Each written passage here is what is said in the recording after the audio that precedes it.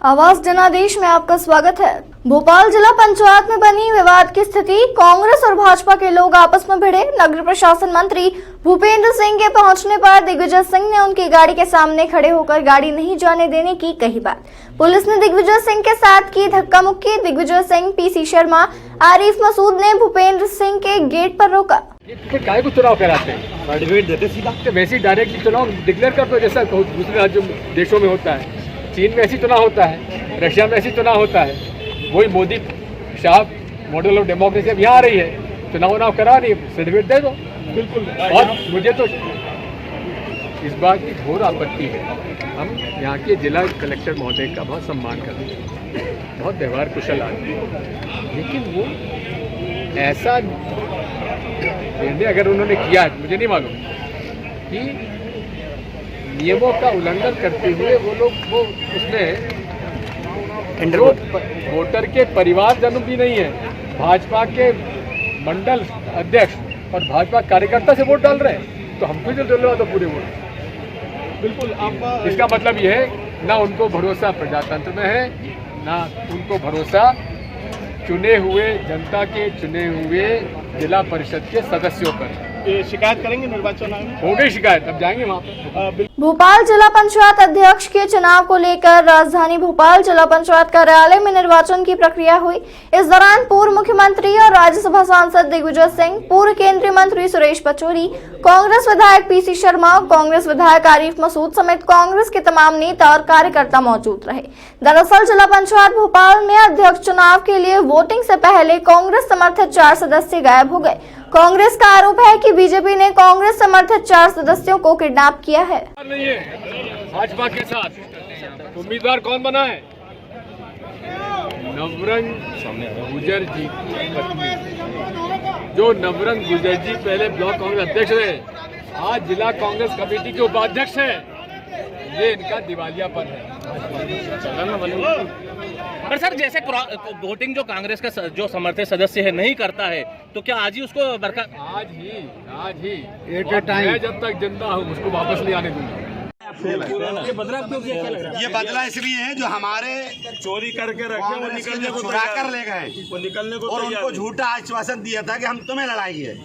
अब वहाँ पर कुछ गठबंधन सही नहीं हो पा रहा, तो उसकी वजह से ये बदला जा रहा है। सिंगरौली जिले के बरगवा पुलिस ने अंधी हत्या के 3 आरोपी को किया गिरफ्तार।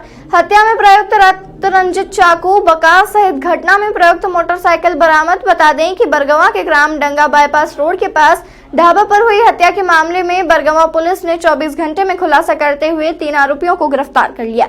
वहीं आरोपियों से रत्नरंजित चाकू, बका सती घटना में प्रयुक्त मोटरसाइकिल को भी बरामद कर लिया। बीते 25 जुलाई की सुबह करीब 4 बजे ग्राम डगा कनई बाईपास रोड के ढाबा के मालिक रमेश प्रसाद बैस द्वारा पुलिस को सूचना प्राप्त हुई। दिनांक 25 तारीख को एक सूचना मिली कि बरगवा क्षेत्र में एक ढाबे में एक नौकर की लाश पड़ी हुई है, जिस संबंध में तस्दीक की गई। उसका नाम सन्यासी बैस पता चला और धारदार हथियार से उसकी हत्या कर दी गई थी, जिस संबंध में तुरंत मौके पर पहुंचकर एसपी साहब के निर्देशन पर टीम पहुंची, जिन्होंने घेराबंदी करके पल्सर मोटरसाइकिल में भाग रहे लोगों को पल्सर मोटरसाइकिल सहित पकड़ा और उनसे घटना में प्रयुक्त हथियार को जब्त किया है।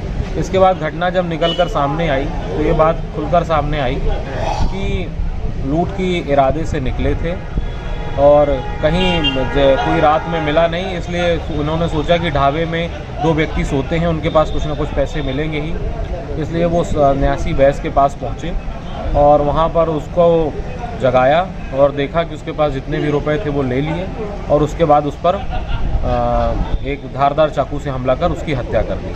तीनों आरोपियों को पकड़ लिया गया है, उनको जेल भेज दिया गया है।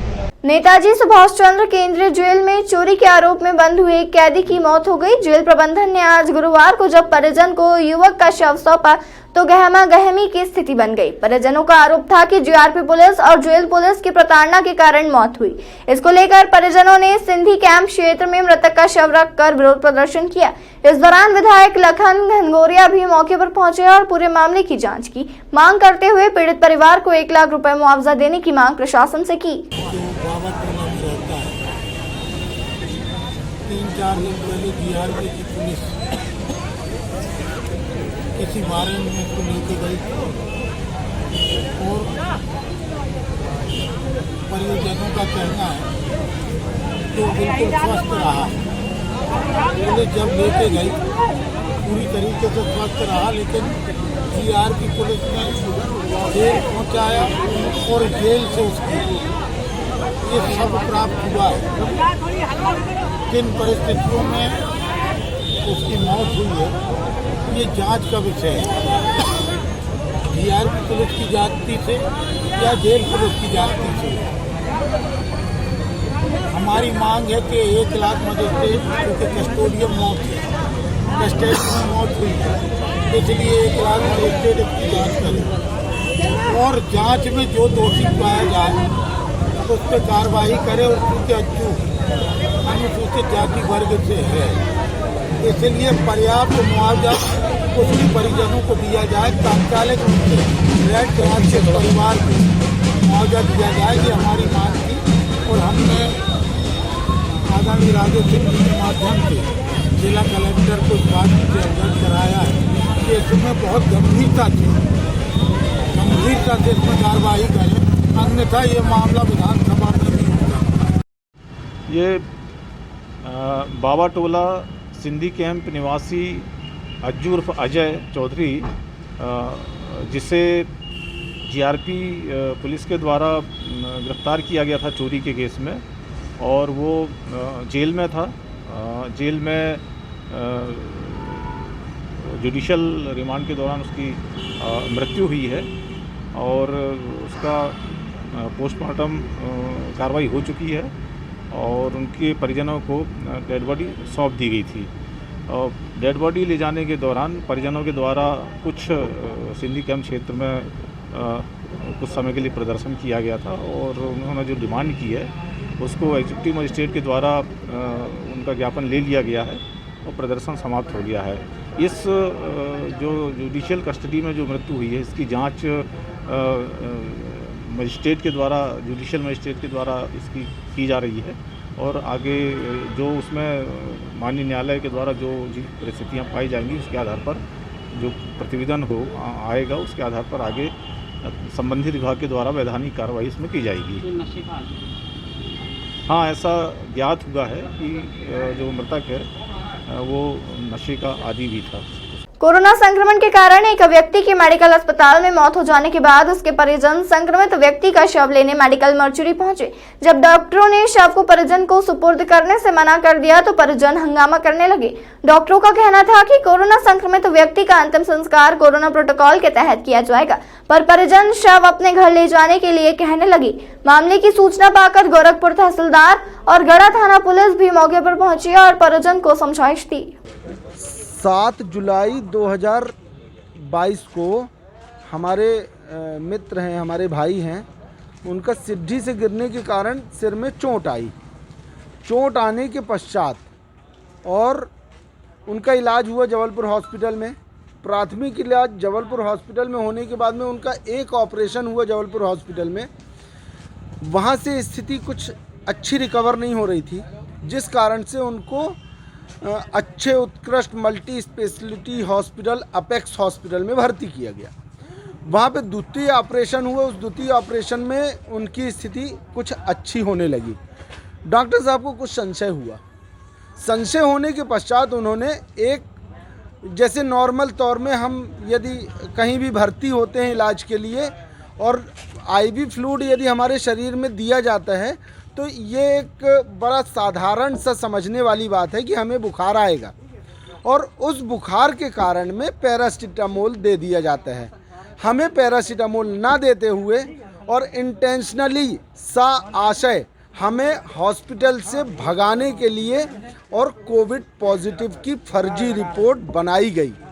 और कोविड पॉजिटिव की फर्जी रिपोर्ट बनाने के बाद में 20 तारीख को, और ये कोविड का जो नियम है शासन का, इस शासन का ये नियम है कि 7 दिन क्वारंटाइन के पश्चात वो कोरोना से व्यक्ति या वो जो मरीज है वो मुक्त हो जाता है। हमारा 7 दिन पूरा हो चुका था।